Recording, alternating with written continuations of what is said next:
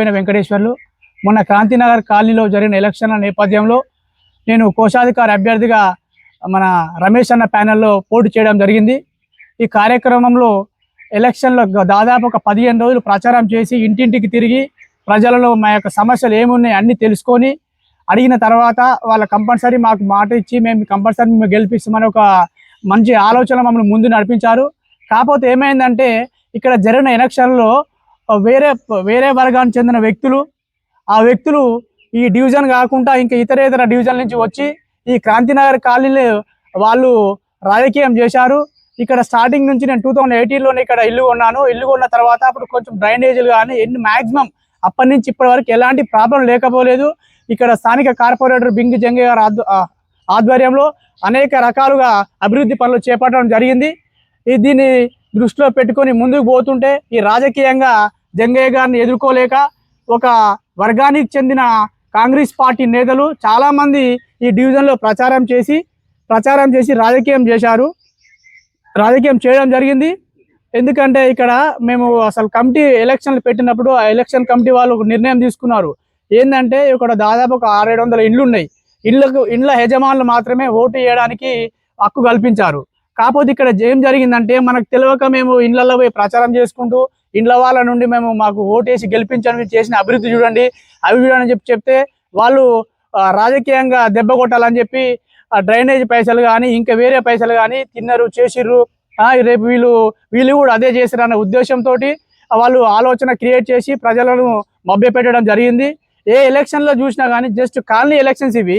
ఈ కాలనీ ఎలక్షన్స్లో ఒక కార్పొరేటర్ ఎలక్షన్ లెవెల్లో జరిగినాయి. అంటే ఏదో విధంగా అన్ని రకాలుగా మనము మద్యము మాంసం అనే రకాలు కూడా చాలా జరగడం జరిగింది. ఈ కార్యక్రమానికి వేరే కొన్ని వ్యక్తులు కూడా ప్రోత్సహించడం జరిగింది. డబ్బులు కూడా చేయడం జరిగింది. ప్లాట్లు ఉన్న వాళ్ళు కూడా వచ్చి ఓట్లు వేయడం జరిగింది. మా దగ్గర ఆధారాలు కూడా మా దగ్గర ఉన్నాయి అవి. కాబట్టి కంపౌండ్ వాళ్ళు తర్వాత జస్ట్ బేస్మెంట్ కట్టి పిల్లలు ఉన్నటువంటి ఇంట్లో వచ్చి కూడా ఓట్లు వేయడం జరిగింది. వీళ్ళందరికీ ఆ ఎలక్షన్ కమిటీ వాళ్ళు సహకరించి వాళ్ళ మనసులో ఏముందో తెలియదు కానీ మొత్తం మీద ఇట్లా చేయడం జరిగింది. కాబట్టి రానున్న రోజుల్లో మా ప్రజలు మాపై నమ్మకం ఉంచి స్థానిక కార్పొరేటర్ జంగయ్య గారు చేసినటువంటి సేవలను దృష్టిలో ఉంచుకొని దాదాపు మాకు ఒక్కొక్కరికి 350-360 ఓట్లు వేసి మా మీద నమ్మకం పెట్టి మాకు ఇంత సహాయ సహకారం చేసి గెలిపించకపోయినా పర్లేదు. కాకపోతే ప్రజలల్లా మేము గెలిచినట్టే. ఎందుకంటే మా కరెక్ట్ ఓట్లు ఇల్లు ఉన్న ఓనర్లు మాత్రమే మాకు నిజాయితీగా ఓట్లు వేసి గెలిపించారు. మేము ఫ్రాడ్ చేయలేదు. మా మనసులో మేము క్రాంతి కాలనీలో గెలిచినట్టే మాకు అని నేను తెలియజేస్తున్నాను. ఓకే, ఈ నమ్మకం ఉంచి మాకు 350 ఓట్ల పైచిలుకు వేసి మాపై మీ ఉన్న ప్రేమను చూపించినందుకు కాలనీ ప్రజలకు ఎల్లవేళలా మా వంతు సహాయ సహకారం అందిస్తామని మీకు ఎల్లప్పుడూ ఏ ఆపద ఉన్నా మేము మీ ముందుంటామని చెప్పి తెలియజేస్తున్నాము. కాలనీ వాసులందరికీ నమస్కారాలు. నమ్మకం ఉంచి ఈ ఓట్లు వేసి 350 పైచీలు ఓట్లు వేసి గెలిపించినందుకు మేము గెలిచినా ఓడినా మీకు 24 గంటల అందుబాటులో ఉంటూ మీకు ఏ సమస్య ఉన్నా మమ్మల్ని సంప్రదించవలసిందిగా కోరుతూ ధన్యవాదాలు తెలియజేస్తున్నాను. అసలు ఎలాంటి సమస్య ఉన్నా కానీ మన సాధ్యమైనంత అయ్యేంత వరకు అయితే, లేకపోతే మన పెద్ద మనిషి జంగన్న గారి ఆధ్వర్యంలో మరింత ముందుకు తీసుకెళ్తూ మీ యొక్క సమస్యల పరిష్కారానికి ముందుంటామని తెలియజేస్తున్నాం. శుభోదయం. నా పేరు శ్రీనివాస్ హేమిరెడ్డి. నేను గత ఎలక్షన్లో రమేష్ గారి ప్యానెల్లో జనరల్ సెక్రటరీ అభ్యర్థిగా పోటీ చేశాను. ఈ ఎలక్షన్లో భాగంగా ఎలా జరిగిందో మీ అందరి ప్రజలకు తెలుసు. సో నేను ఇక్కడ 2018లో ఇల్లు కట్టుకోవడం జరిగింది. నేను ఇల్లు కట్టుకున్నప్పుడు ఇక్కడ కనీస వసతులు లేవు. వాస్తవంగా అప్పుడు 6,500 రూపాయలు స్క్వేర్ యార్డ్ ఉంటుండే, ఇప్పుడు 60,000 రూపాయలకు వచ్చింది. అది ఎలా జరిగిందో తెలుసు, అందరికీ తెలుసు. ఎలా అభివృద్ధి చేసుకుని ముందుకు వచ్చినా కూడా అందరి ప్రజలందరికీ తెలుసు. ఇంకో విషయం ఏంటంటే, మేము వచ్చినప్పుడు ఇక్కడ డ్రైనేజ్ లేదు, వాటర్ లేదు, పందులు పెడితే బాగా ఉంటుండే, మనుషుల కంటే పందులే ఉంటుండే, ఇంకోటి దోమలు పెడితే బాగా ఉంటుండే. అందులో భాగంగా అప్పుడు మేము అయితే 2020లో కమిటీలో నేను ఒక ప్యానెల్లో కోశాధికారి అభ్యర్థిగా ఉన్నాను. తర్వాత కాలనీ మీటింగ్ ఏర్పాటు చేసుకొని కాలనీ అందరి సమక్షంలో కూడా మన సమస్యలు ఏంది అవి ఇవన్నీ కూడా తీసుకొని వచ్చేసి, అందులో మేజర్ ప్రధాన సమస్య డ్రైనేజ్ ఉండే, దానికి ఎట్లా చేయాలి, గవర్నమెంట్ నుంచి ఫండింగ్ లేదు, ఒక 40% ఇస్తాంటే మిగతా ఎట్లా కమ్మకూర్చోవాలని చెప్పేసి మేము అందరం కూడా ఒక ఏకడం తీసుకొచ్చేసి ప్రజలందరి సమక్షంలో కూడా ఇదే కొండపచ్చం దేవాలయంలో మీటింగ్ ఏర్పాటు చేసుకొని ఇంటికి కొంచెం 10,000 రూపాయలు వసూలు చేసుకొని తీర్మానం చేయడం జరిగింది. అందులో భాగంగానే ఇలా కాలనీకి మొత్తం కూడా 95% డ్రైనేజ్ చేయడం జరిగింది.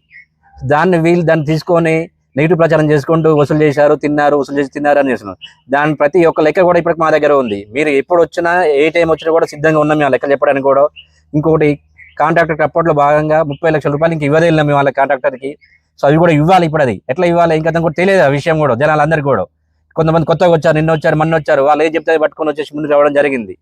ఇంకా మన జరిగిన ఎలక్షన్లో కమిటీ నిర్ణయించింది ఏంటంటే ఎవరైతే ఇంట్లో సంసారం చేస్తున్నారో వాళ్ళకే ఓటు కల్పించాలని ప్రతిపాదన తీసుకొచ్చారు.